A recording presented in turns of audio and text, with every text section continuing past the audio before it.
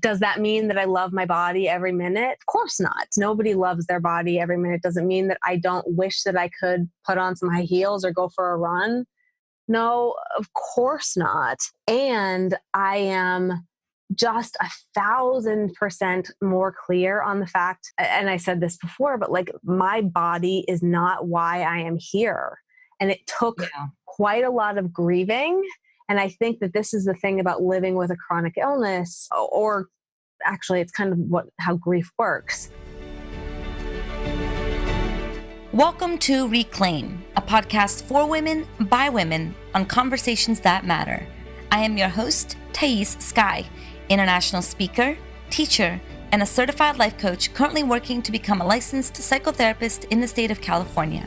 Join me here every week as I offer thoughts and interviews on what it means to reclaim your humanness in this messy world. Hello, everybody. Thais Sky here. Welcome to Reclaim the Podcast. I have an amazing interview for you with Anna Sweeney. But before I bring Anna on, I just want to say hi and check in and see how you're doing. And did you like my episode last week on people pleasing? Because I really dug it.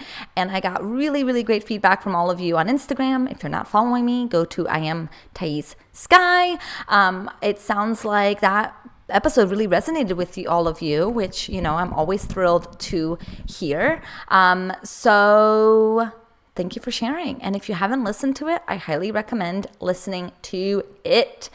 Okay, so I have Anna Sweeney here on the podcast. Anna and I talk a lot about what it means to have a disability or be disabled or not be able-bodied. We talked a lot about how food is medicine, what that means. Is food medicine? Why is it not medicine? And what hunger-directed eating is, and if that's the way to kind of navigate the eating world, and more exploration on intuitive eating. Because here's the thing.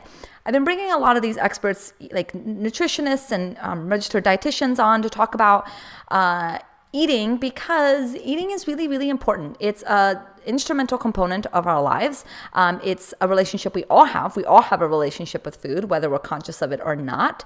And it's a real huge indication of our relationship to everything else. Like our relationship with food tells us a lot about how we see all sorts of things. So I've been wanting to really dive into these concepts of food and different relationships with food, because I've been wanting to, continue this conversation with all of you of what type of relationship do you want to have with food.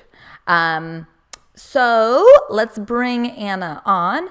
This is her bio. Anna Sweeney is a certified intuitive eating counselor, certified eating disorder registered dietitian and supervisor, and owner of Whole Life Nutrition Counseling, a nutrition therapy practice dedicated to the treatment of eating disorders, disordered eating, and body image concerns.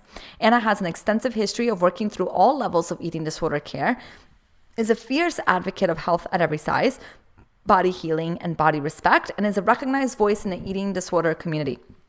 Anna is also a disabled human and regularly speaks on the topic of intersectionality, body image, and body acceptance.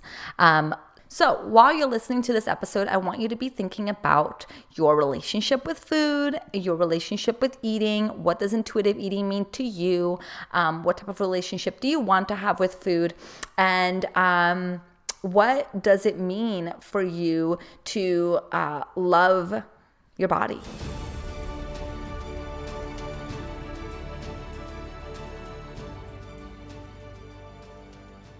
Hello, dear Anna. Welcome to Reclaim the Podcast. Thank you so much. I'm so delighted to be here. I am so delighted that you are here.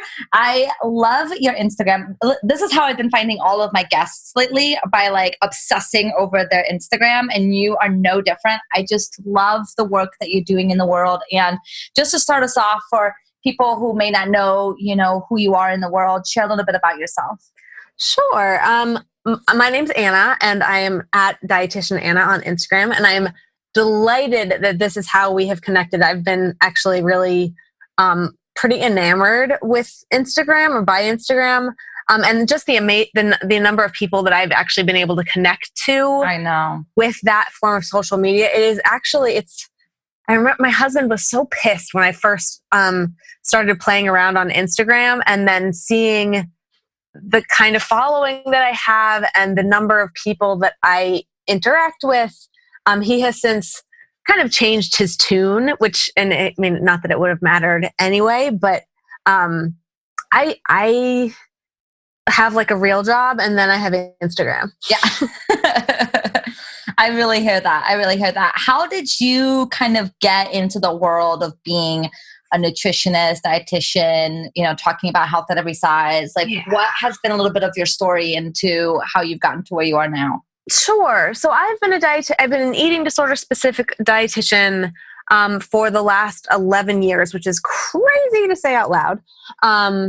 But the reason that I entered this field, my original professional aspiration was to become a sports broadcaster. Wanted to be one of those women on the football field, like interviewing players after games. Fortunately, I have MS, and I was on chemotherapy at school, and I had to come home. And so I don't have a job that would be very, very boring. I have one that is, in fact, quite rewarding and very different from sports. No, I'm not trying to insult anyone, but I'm just saying I think my job is better. And so I went off to college, and I came home, and my baby sister was in a body that I did not recognize. And so I went to school quickly. I finished my undergraduate degree in 2.5 years. Related to MS. I wanted to make sure I could, do all of this work before I was not well enough to do this work. And when I made that decision, it was total baloney. Like, I had no idea that I would actually, in real life, become a disabled person. But at the time, it just sounded like the right thing to do. But I became an eating disorder dietitian so that I could tell my sister that people got better, and that I could, obviously I was never going to treat my sister, but I was really committed to her getting well. And I got into the field, and I just fell in love. The way I was trained as a dietitian was absolutely not from a health at every size paradigm at all. I was trained in the kind of conventional weight-centric model, and that was very, very, very dissatisfying to me. And I'm fortunate to live in Boston that has a really large and thriving health at every size community. And so I dove in, and it's kind of one of those things, like, once you see it, you really can't unsee it. And I'm really, really grateful that I have found this community, and that it is growing, and that we are, making noise and making the world change. Not quickly enough, but I think that things are happening. I love that. I went to school in Boston. I went to Boston U. So I miss that city so much. And I love, how you talk about on your Instagram that you have a disability. You talk about it, but you also, I don't know how to even explain it. You kind of talk about it in a slightly bored way, in a way that it's like, this isn't important for you, but also this isn't all of who you are. And it's kind of like, this is a body, and I want to talk about my body. And also, I don't want to put more emphasis on body than we have to, because putting more emphasis on body equals, potentially objectifying our body and participating in diet culture. And so I would love to hear a little bit more about, that relationship that you have with your own body. So it has been a really complicated process. And I think the background here is because I work with clients who exclusively have either eating disorders or disordered relationships with food, I am talking to clients who have and it wouldn't matter really whatever I was doing professionally. Everyone has a relationship to your body, to their bodies. If you have a body, you have a relationship with your body. And I remember when I first got into the field, I had this belief, right? Like, we feed the person, we get them healthy, whatever that means. They're not in the hospital anymore, and then their body image kind of resolves. Not thinking, and I'm saying this as someone with thin privilege, and I've never had body image issues per se. And I really had this totally bullshit idea that like, heal your relationship with food. You'll feel amazing in your skin. Strictly speaking to the fact that like I've lived in an unoppressed body my entire life. And fast forward to becoming a disabled person, like interestingly now, so I live with thin privilege and I have a little extra atrophy tossed on top because multiple sclerosis has made mobility challenging for me, and I've lost some muscle tone. But I've effectively always lived in some version of the body that I live in right now. And because of the work that I do, I end up talking about my body quite a lot because I talk about my relationship to my body. And I also welcome conversation about what it feels like for my clients to be sitting in the room with me, to sit with someone who lives with thin privilege, to really explore their responses to the skin that I live in, understanding that everyone is the expert of their own body story. And for me, it is just an honor and totally humbling to be able to hear other people's body stories. And that being said, becoming disabled has really changed the way that I experience my body. It's changed the way that I experience the world. I'm still a thin person. I'm still conventionally attractive. I'm still white. I'm still educated. I'm still financially privileged. And, like there are things that make my life really, really simple. And even as a disabled person, I'm treated so much more compassionately. And I speak about this on Instagram a lot because I think it's really important. I'm treated much more compassionately than I might be otherwise if I lived in a larger body. And actually by might be, I mean 150%, I am treated more compassionately because of the body that I live in, despite my advancing disability, which I will never think is not completely fucked up, right? Like, that people offer me assistance, that people go out of their way to help me out, that I get like hit on in my wheelchair. It's like very, very bizarre. And it's because of the privilege that I live with. And that being said, my disability is truly like I hope it is the least interesting part about me. It has certainly informed a lot of things about the way that I kind of operate on the planet. It has taught me a lot about what it is like to become invisible related to being disabled. It has taught me a lot about things that I did incorrectly before I was a disabled person. But my body, like your body, like everybody else's body, is like just the least interesting and important thing about me. Mm-hmm. Yeah, I love that distinction, but that relationship that you have with your own understanding, because I think that, for so many of us, we believe that our body is the most important thing. You know, how we look, how other people perceive us, what other people think about us, how we fit into clothes, how we walk about the world is the most important thing. And I do a lot of work with women who want to step into greater self-expression, right? Be able to speak up more, be able to be who they want to be. And it is so insidious, this belief that our worth is 100% determined by how other people perceive us. Right.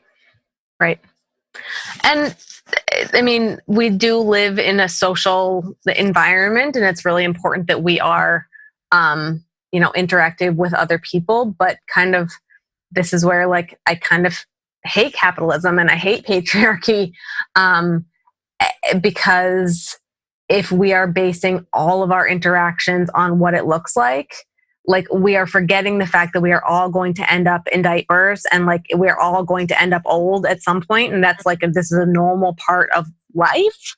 We're not supposed to look like we're 16 years old when we're 36. And that's actually like, that is a really messed up aspiration. And we shrink, I mean, by literally shrinking ourselves, by trying to, prevent and I totally appreciate that this world is a hard place to live in if somebody lives in a body that is oppressed. And where are we putting all of our energy if what we are doing is trying to fit some unattainable mold that will always change, right? It's like going to shift. And this is kind of thinking about like evolution of body ideals. They are not static. They have not stayed the same over periods of time. And now the aesthetic ideal is impossible for most people to attain. And it takes people out of their lives. Yeah. Yeah, it 100% takes people out of their lives. It's a huge distraction, and it's so frustrating how well it works. You know what I mean? Like, it's so frustrating how easy it is to believe and how caught up we can get. And it's just so pervasive that it can be really hard to untangle ourselves from it. And I'm curious for you, having a diagnosis that kind of it's not like something you were born with. It's something that you've had to kind of grapple with in your understanding. I'm curious, like, how your perspective with your body has changed as your body has physically changed. So I was diagnosed with MS when I was 15, and I am not 15 anymore. I think I've gone through different periods of truly what is grieving. I had earlier in my life, I really, really, really loved high heels. And so I had this like massive collection of high heels, and I didn't stop buying high heels. So say I stopped being able to wear them in like 2011. I didn't stop buying them until 2013. Yeah. And I didn't actually get rid of them until like late 2014. Saying that now, like, that sounds crazy that I was literally spending money on things that I couldn't wear. And I had so much of this belief of so I graduated college very young. I was promoted professionally quite early as well. And so my peers were a lot older than I was. And I had this idea of like, if I'm going to be respected as a professional, I have to wear high heels. If I'm going to be like appreciated visually, I need to wear high heels, like a bunch of kind of bullshit stuff that I just made up. But in making up those stories, I made like quite a lot of meaning about shoes. And I think shoes, like, this is obviously just like one thing, but this was my thing.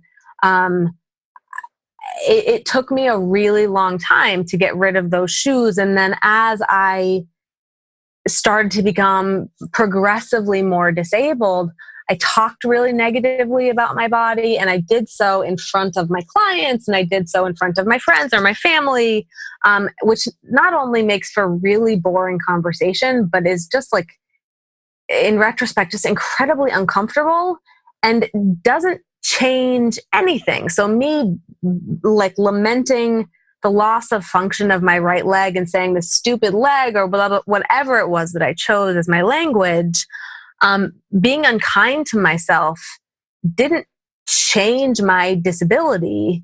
And at that point, I had a little bit of a limp, but I wasn't using a walking aid. I wasn't, my life was not particularly affected. And I was so nasty to myself, in a way that I am grateful that I have kind of, one, that I was able to recognize, and two, that I have done quite a lot of work to really move away from. Does that mean that I love my body every minute? Of course not. Nobody loves their body every minute. Doesn't mean that I don't wish that I could put on some high heels or go for a run. No, of course not. And I am just 1,000% more clear on the fact, and I said this before, but like, my body is not why I am here. And it took quite a lot of grieving. And I think that this is the thing about living with a chronic illness, or actually it's kind of how grief works. It doesn't stop. It's not a process that has an ending. It just changes shape. And so it's really important that I am as generous with myself as I possibly can be, so that I can be, um, like the person sitting on the other side of the couch who is doing the same work that I'm asking my clients to do. Yeah. I love what you just said right there, that your body is not why you're here. I think that needs to be kind of shouted from the rooftops, because I think it's very tantalizing for people to believe that like their body determines who they are. It's their identity. Mm. And I think going through like what you've gone through, and for so many of us, I think we also go through this when we start to age, right? And we start to age is starting to really affect some of our mobility, and some of the things that we used to do, we can't seem to do anymore, energy levels, all that stuff. We all kind of have to grapple with our mortality. And I think that that's something that the health industry really tantalizes, like dangles in front of our noses, is this idea of immortality. What a lie. Yeah. What a lie, and what an expensive lie, and what a torturous lie. And this is stuff that I talk about all the time, because I think like the number of people that I think in 2017, I did I did not give a presentation in 2017. I gave a presentation in 2018, and I did some research, and there was something that said 1% in 2017, 1% of the US population had celiac disease, and like a third of us were following a gluten-free diet. And I have no judgment. If people believe that they feel better not eating a certain food, that is entirely a personal preference thing. And I think wellness culture has gotten so sneaky, similar to diet culture, as to suggest like if you eat the right food in this particular order, or if you juice your celery, or whatever it is. And it used to be like goji berries or kale or acai or whatever. Yeah. There's always going to be a latest and greatest old food, but it's going to be like refreshed and made into this thing that's going to save us. It's a lie. We're all going to die. Yeah. And if we have a pleasant experience with our food and our bodies, it's going to make our time on this planet a hell of a lot more pleasant than if we are spending every dollar that we spend, or every dollar that we earn, and every moment that we have researching, the latest and greatest trendy thing to do, acknowledging it's going to be replaced by something else in a year. Yeah.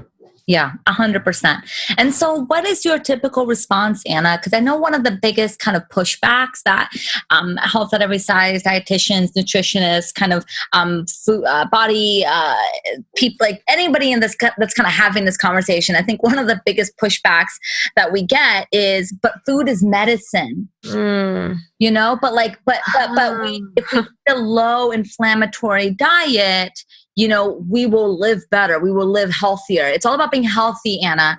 And so I'm curious, like, how do you address that? How do you respond to that? So first of all, inflammation happens in all of us.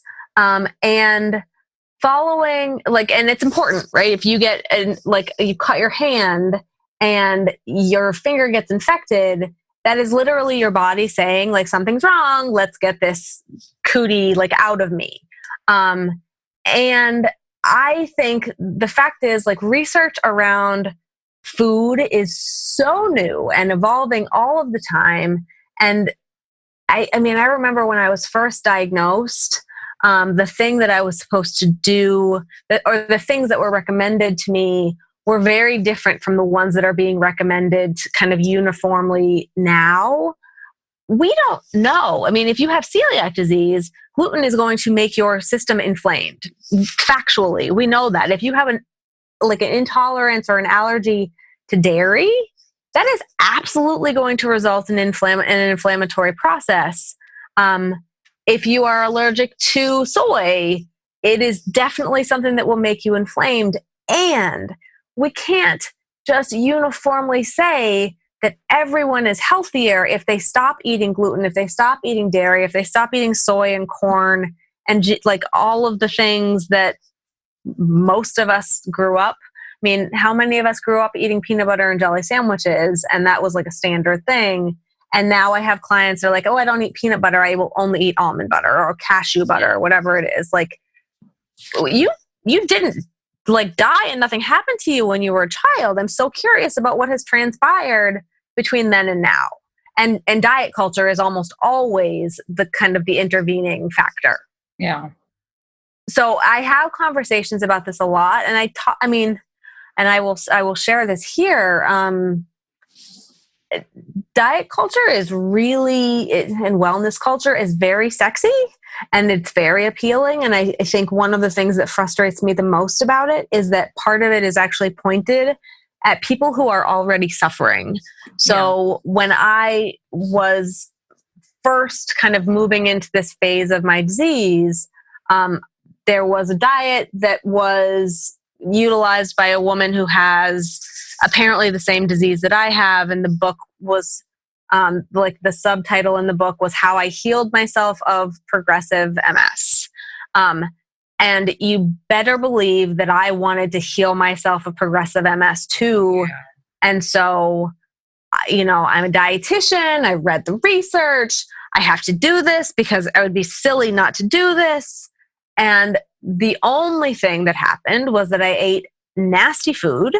I had, for the first time in my life, a relationship with food that was not intuitive and that did not feel good. Yeah. And I still had MS. But on top of that, I felt badly because it was like, well, I must not have done this right, like the right way. I must not have done it well enough. Yeah. And if I did it well enough, then I wouldn't still feel like I do. And that is mean. That is mean, and that is taking advantage of people who do not need to suffer any further. And this is not me saying that there are people for whom following specific dietary interventions is not going to improve quality of life. But what I have found in my years of practice is that if someone is eliminating a food group from their diet and they feel better for a moment, and then they start feeling badly again, and then they eliminate another food group and they're like, oh my God, I feel better again. And that story goes on and on and on. What that actually likely is attributed to is actually self-care, right? Like you are taking care of your body. And so it feels like this thing that you are doing, the extra attention and extra TLC that you're giving to your body is resulting in you feeling better. But the fact that it has to be like consistently replaced by something else, I don't think that there is enough scientific backing in the world to suggest that everybody should just be following some uniformly anti-inflammatory something for a better existence. Like, that's not real. Yeah. Yeah. I love that you're saying this. And, I think when people decide they want to do like the Whole30 or they want to do a keto diet or, they decide that they want to do this, I always, to a certain extent, it's like, do whatever you want. If that's what you do right now, do that. Yep. And at another level, for me personally, whenever I'm getting like that tantalizing belief of, ooh, maybe this will do it, I always have to ask myself, like, is this a distraction from something? Yes. I don't believe in diet culture. I don't believe in regulating my food. I've developed a very healthy relationship with my body and my food after a lot of disordered eating and a lot of pain. Like, I've gotten to this point. So now that I know myself enough, I know that like when I want to diet, when I want to regulate myself, it's because I'm feeling out of control. And I feel like managing my food is a way that I can then manage my anxiety. And I think that that's so important for us to discern for ourselves what we want our relationship to food to look like and how we want to make sure that we're catching ourselves when we're kind of wanting to get sucked back into the matrix, so to speak. Right. And it'll, the matrix will be there to catch you every single time because it is loud. And what is it now? $70 billion a year, something like some ridiculous amount of money. It'll always be there. And I think that you're totally right. It is generally, and I mean, not always, but generally a distraction or a desired kind of solution. And the way that it is presented is as though if you do this the right way, your life will improve. Your sex life will be great. You'll have the best friends. Like your body will be amazing. Like all of the things that have ever been troubling you will no longer be troubles. Mm-hmm. So I have one question for you. You know, one of the ways that I've kind of navigated my own journey of coming back to my body is become aware of my hunger cues and my full cues and just notice it. And I hold it loosely. And if I want to eat and I'm not hungry, that's fine. But I check in. And if I want to eat and I'm really, really full and I still want more, I just check in. It's just always something for me to explore, always something for me to get curious about. And then I decide, fuck it, I want it, whatever, it doesn't matter. There's no badness about my decisions. Yep. But I want to be careful to kind of not teach this idea of hunger directed eating. And I'm curious, like what, maybe based on your expertise, what you've heard me say right now versus what hunger directed eating is. And like, do you know what I mean? Because I don't know much about this idea of hunger directed eating. Make sure that I'm not perpetuating that myth. So let's back up. How about you tell us what hunger directed eating is and is not, and then we'll go from there. So I will back out and say I am a certified intuitive eating counselor. And what I want to say is hunger directed eating is not intuitive eating. Yeah. And also intuitive eating is not simply eating when you're hungry and stopping when you're full. It is far more nuanced experience than those like two concepts. Yeah. I wrote a post the other day about hunger directed eating not being intuitive eating. I know about hunger directed eating because I spent about 5 minutes Google searching it. So I am not an expert on anything. Yeah. What I found was not at all pleasing. And what I'm understanding is there's a lot of use of the word of like neuroplasticity, and you can rewire your brain to train it to ultimately put you into the smaller body that you are meant to be in, as to suggest that every single human is meant to be in a small body, which is entirely untrue. We humans are not designed to live in one specific body shape and size, and humans have always lived in small bodies and always lived in large bodies, and there's no problem with one or the other.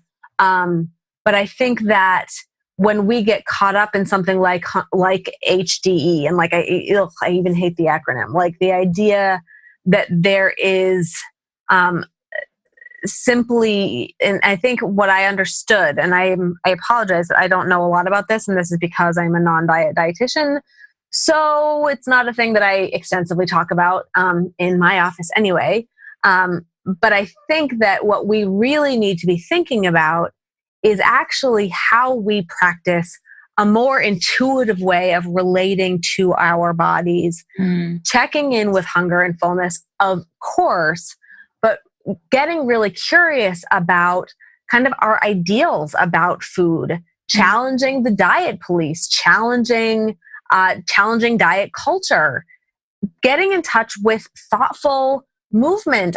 And lastly, thinking about gentle nutrition. I think that we in wellness culture right now are so hypervigilantly focused on the right nutrients, the right way to feed ourselves, that we actually get distracted from the act of eating, the act of tuning into our body's cues. And you're totally right in saying sometimes you're going to be full and something is so good, you're just going to have more of it. Yeah. And sometimes something is going to be so satisfying that you'll have 3 bites and you'll move away. That is related to having a more neutral relationship with food. It is based on, in some ways going back to what is hopefully the childlike eating experience that is gentle and blissful and not based in judgment. Yeah. Yeah, I love that. I think that, it sounds like the way that hunger directed eating goes is that it's a way of like kind of controlling how you eat, because you're not supposed to eat if you're not hungry, if I'm getting the gist of it. And I understand that neither of us are experts on it. And so if you're listening and that's helped you, good for you. If you're interested in learning more, I'm sure there's so many resources available online. Apparently there are. Things, yeah. All those things. But I think what you're saying, Anna, and I just want to back this 100%, is that any type of eating pattern is inherently a diet. It's the unpattern, it's the flexibility of the intuitive eating that is the desired outcome. It's like a way of, we can fool ourselves into believing that we are doing right by food, but if there's still a wound and rigidity and still like an obsession about it, it's not neutral. It's something to explore. Right. And we can be really gentle and we can be really curious. And just for a moment, like I want to talk about like my work day today. So I have had clients from 9 o'clock this morning until right before we started talking at 4. And for most of my clients, I'm very happy and it's easy for me to eat in front of my clients. No big deal. But I had 2 phone calls this morning for which it wouldn't make sense and it wouldn't have sounded good for me to be chewing at the same time as being on the phone. So I had a larger breakfast in anticipation of not being able to eat until 11 o'clock when I had my first lunch with a client. And I happened to have 2 lunches back to back in support of my clients today. But I think the idea of hunger-directed eating is foolish because we won't always be able to, 1, respond to our hunger in the moment that it shows up. 2, we're not thinking about the fact that hunger is indicated in our bodies in many, many different ways. So I know, like in the morning I get up, sometimes I have a rumbly tummy, not very frequently, but like breakfast is, I start my day, basically I get up and I eat breakfast, and that's just like my pattern since forever. And by like 10 o'clock in the morning, I get a little bit hangry. So I make sure that I have a snack. And in the afternoon, I start yawning, not because I'm bored, but because I'm hungry again. And there are different ways for me to know what my body is trying to communicate to me. But if I am waiting for a hunger pang to say, like, now is time to eat, I am going to be screwed and I will be super ineffective in client sessions and just in my life. Yeah. I wonder, do you think that there's an importance in being able to be hungry and not have it cause us anxiety?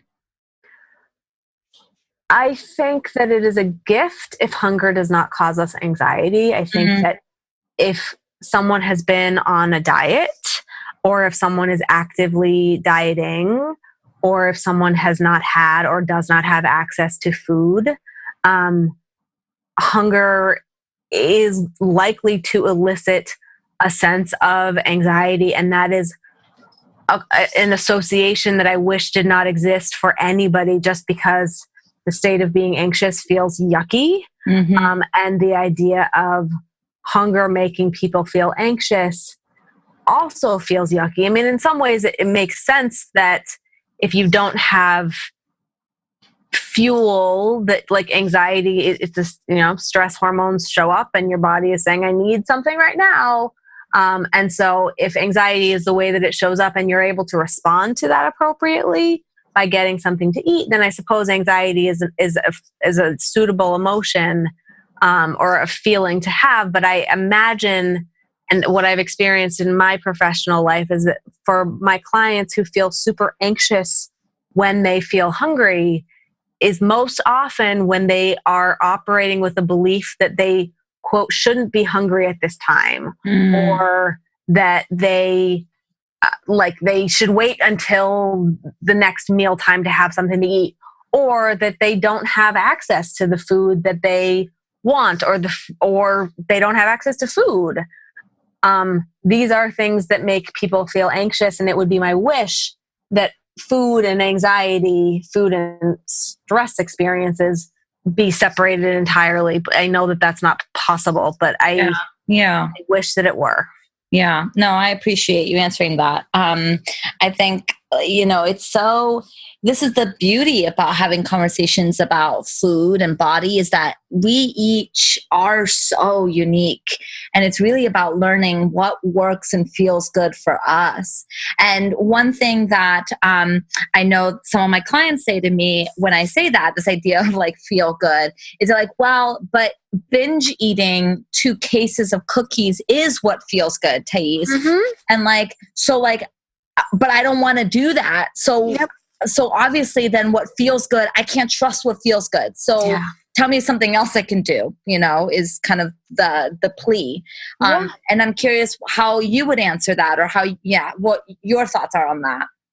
So if I am working with someone who is struggling with binge eating disorder and they are eating 2 cases of cookies, and the fact is, dopamine is a real thing. And if someone is feeling unpleasant in their body and they are engaging in binge eating behaviors, it psychologically and physiologically feels better. People actually get relief from that behavior, which is one of the reasons why it is so challenging to move beyond. And if I am working with a client who is dealing with binge eating disorder, most commonly, there is, and actually I feel pretty confident in saying, for any sort of binge eating disorder that anybody is experiencing, there is, or whether it is binge eating disorder or occasional binges, whatever, there is an underlying desire and reverence for restriction. And that may or may not be actual physical restriction. I think that what's really important is for us to recognize psychological restriction, having rules about food being good or bad or allowed or not allowed, psychologically communicating to ourselves that we are not allowed to have food is the same thing as not physically giving ourselves permission. So even if I have a client that says, but I give myself all of those foods, I just stay away from X, Y, and Z. X, Y, and Z are generally the foods that they end up binging on. And so in my opinion and in my experience, the work has to be about neutralizing all foods. And we need to be able to give ourselves gentle permission to actually eat the cookies. Because most of the time I don't have someone who's eating 2 packages of cookies if in fact they're giving themselves permission to eat cookies, period. Because eating 2 bags of cookies doesn't leave a body feeling physically well. And that's not because cookies are bad. It's because eating 2 bags of anything is going to leave someone feeling unwell, be it carrots or cookies. I talk about this often, about binging and restricting, because that pattern plays out in so many different areas of our lives. Not just food, but I see it a lot in spending, and our relationship with money. Yes, our relationship with the gym, and how often we go to the gym. And it's really interesting how we really, something that at first we feel like we have so much control over, soon has control over us, and we feel so helpless in the face of it, and it can be so frustrating. Yep, absolutely. Well, this has been just amazing. I really appreciate all of your insights. And for, since you work with all of the people that you work with are people who just are, navigating disordered eating and eating disorders, I'm curious, what do you find yourself saying over and over and over again? What's kind of the thing that you kind of wish you could scream from the rooftops, sort of thing? I think the thing that I wish that I could scream from the rooftops, there are 2, your body's not a problem, is a really, really, really, really, really big one. And all foods fit. And I mean, not screaming either one of those, but these are not particularly profound statements, but I can't tell you the number of people for whom my saying, your body is not a problem, and thereby it's not, it's also not the solution. It opens the door for us to really have a much more thoughtful conversation about being embodied. And neutralizing a food experience, I think, is a really big gift. And the way that our culture moralizes food is just absolutely reprehensible. And I wish that we could all kind of return to the intuitive roots from whence we came, hopefully, depending on how we grew up. But many of us had intuitive eating experiences when we were babies even. Our bodies are trustworthy, and diet culture is a liar. Yeah. I love that you said that the body is not a problem and it's also not the solution. Mm-hmm. I think that's so, because you often hear like your body's not a problem, but we still somehow hope that it will offer us the solution. It will offer us the relief from the pain. And so I appreciate you saying that it's actually not the problem. And it's also not going to offer the solutions that you want. Being thin is not the answer. Being thin, quote unquote, is not going to give you what you want. No. Yeah. Thank you, my love, so much for sharing your thoughts with us today. Any final comments before we wrap it up? No, but thank you so much. I really appreciate this conversation. I can't wait to hear it. Yay! Thank you so much.